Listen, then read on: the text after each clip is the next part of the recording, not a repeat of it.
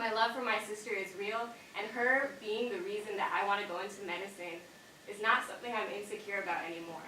It's a strength of mine now. Like having someone as vulnerable and bold and resilient by my side.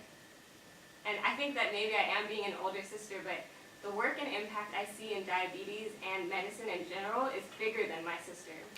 And these motivations of mine grow and develop every day. And though I have days of doubt, I also have days where all I can think about is being a physician and having the tool set and the words and the ability to develop relationships and empower people to take control of their lives again. I think what appealed to me about being a teacher was that similar sense of empowerment. I don't know if I'll ever get to a point where I stop feeling those moments of occasional doubt, but I'm not so sure I want that to stop. Having doubt lets me think critically about why I'm doing what I'm doing. And without that sense, I would be approaching the medical field, which is very time-intensive, pretty blindly. So my advice to y'all is to be real. If you're doubting yourself, recognize that it's a normal feeling, that everyone in this room, no matter if they're a freshman or a senior, feels doubt in themselves. And then I would say try to think about you and what you value, what makes you happy, gives you a sense of purpose and content. Then start to work through the moments of insecurities and the moments where you feel disempowered. Start to develop a sense of resilience. It takes time, it takes risks, and it takes many feelings of uncertainty. But life is full of challenges, and it's in overcoming these challenges that we find more strength and more value in our motivations. I think all of us here are so driven that we constantly critique our flaws and think about what could be better and how to maximize our potential. And this is amazing. But in order to sustain ourselves, we need to be comfortable being a little uncomfortable. And a little doubtful every now and then too. Then I think we can become more empowered to do and to just be. So I want to end by reading a poem that my advisor read to me last week. It goes, "Dear friend, it doesn't interest me what you do for a living. I want to know what you ache for, and if you dare to dream of meeting your heart's longing. It doesn't interest me how old you are. I want to know if you risk looking like a fool for love, for your dream, for the adventure of being alive. I want to know if you see beauty, even when it's not a pretty everyday, and if you can source your life from its presence. It doesn't interest me to know where you live or how much money you have. I want to know if you can get up after a night of despair and grief, weary and bruised to the bone, and do what needs to be done to feed the children. Doesn't matter who you know or how you came here.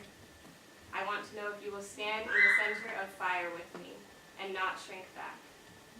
I want to know if you truly like the company you keep, even in the empty moments. Thank you.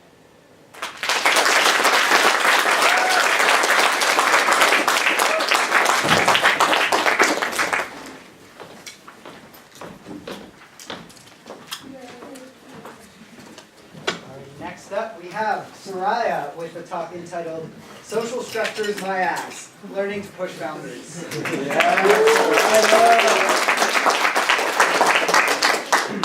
Okay,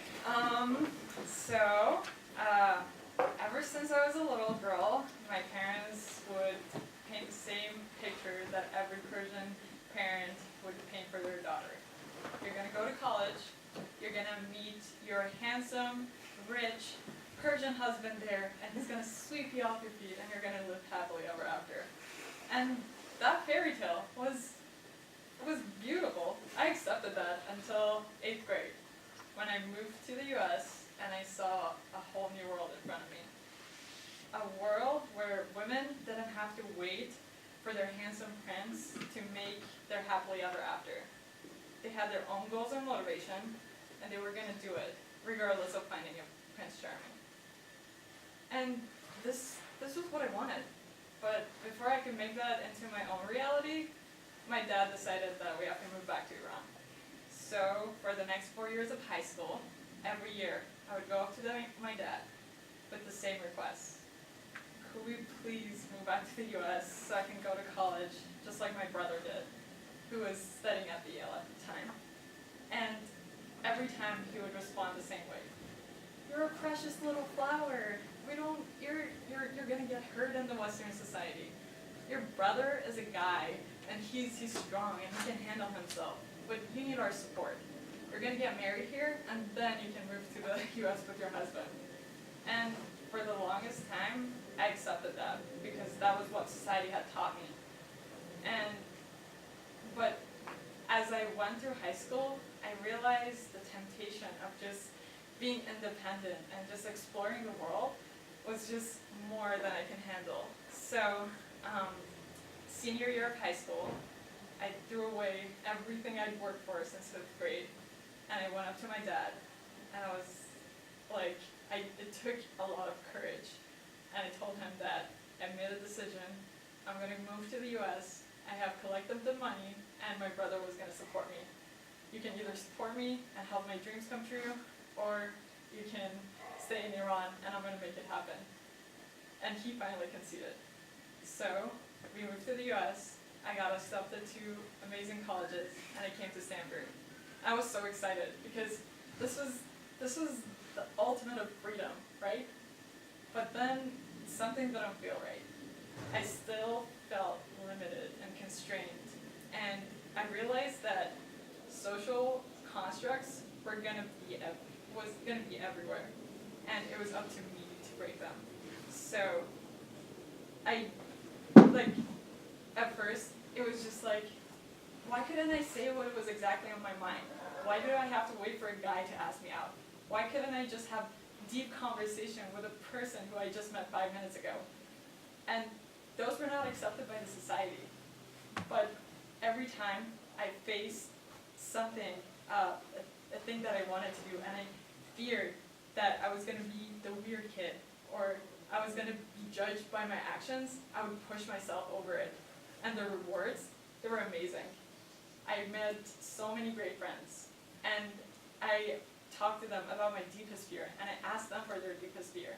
And I realized that we all go through the same thing, we just don't talk about it. And that's what got me through first year of Stanford. And yes, I'm not gonna lie, there were moments, there were consequences, and I'm still struggling with the ideology that my parents have from Iran. They're still hoping for me to find my Persian prince in the US, and I'm grappling with that idea. I'm still feel insecure every time I put myself out there, but I can tell you that the rewards definitely outweigh the consequences. And so I encourage you to find the social constructs that are limiting you in your life, and just push them, just break them, see what happens. I might surprise you.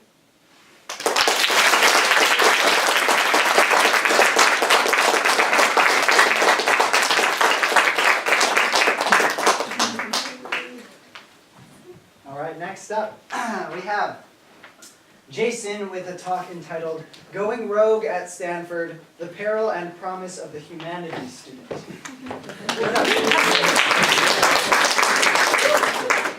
Thank you. Hello, everybody. I'm Jason Lapata. I'm a senior here. I think I may actually be the only senior in this room, at least if I recognize. But hi, we live here too.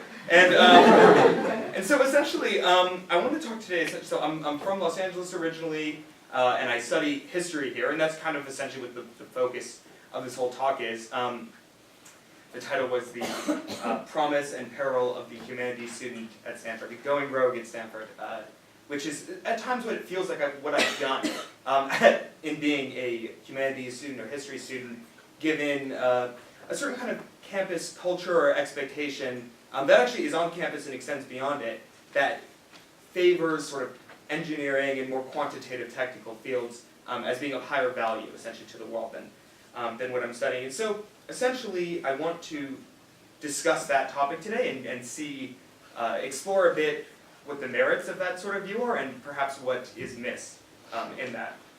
So a bit on me, because almost no one in this room knows anything about me. Essentially, I'm very interested in sort of economic development globally, international affairs, urban growth, and from a professional perspective, I'm very interested in real estate and sort of the development industry and things like that. And so I created a group on campus called Aspire, which is essentially the student real estate group. And I worked in the LA Mayor's office and in land use consulting, which is basically navigating politics for development, for real estate development. And so essentially, when it comes to history, and I essentially hold up that set of interests together with the fact that I study history, people's reaction is often sort of perplexed. And so it's something to the effect of, I might say, oh, I study history, and the response might be something like, oh, interesting, you know? Like, you know, it's a little bit, it's some kind of combination of like concern, shocked, like what, that's actually a field that people study on campus, and it actually is. And so, anyhow, oftentimes I'll hear something to the effect of like, well, what are you going to do with that? Are you planning to become a professor? And I'm not, in fact. But it almost never doesn't actually trigger a response from people. And so I think this is sort of an interesting kind of question, because I don't think that was always really the case. Historically, you know,